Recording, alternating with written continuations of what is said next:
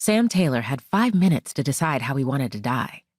In the living room, bleeding out on a rug, gazing into the cold, indifferent eyes of an enemy, or on the run, making it no farther than the outer hedges of his backyard before being struck down like a hunted pheasant. The doorknob jiggled louder this time, rattling the gold chain on the doorframe and whatever was left of Sam's nerves along with it. That gold chain was the only thing keeping Sam alive, and that one simple fact plunged his body into ice-cold fear, numbing the tips of his shaking fingers as they pressed against his temples.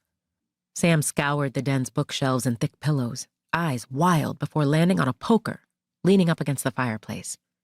As if thin, hard metal could be the difference between life and death.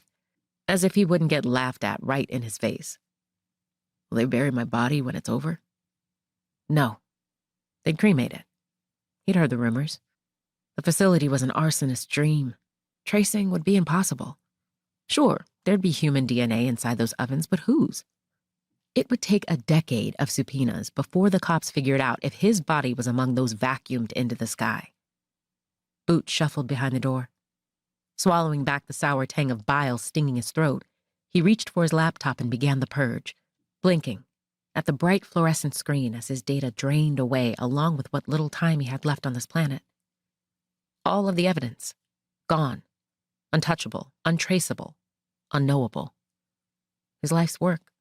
For what? To prove what? The scrape of metal on the doorknob jolted Sam away from his laptop. They were almost inside. Death was so close he could reach across the living room and touch it.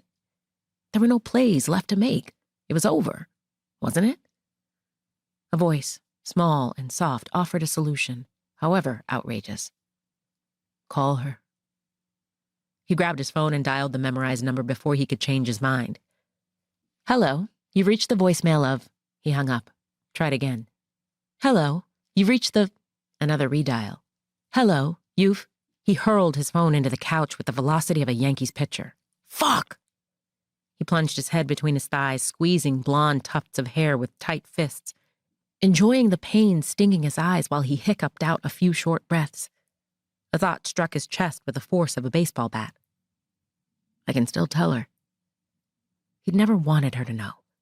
But if he phrased it right, he could lead her to the truth.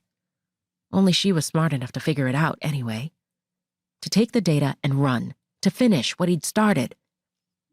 And then the world would finally know. There was little glory to be found in these last minutes of life, but there might be honor in his death.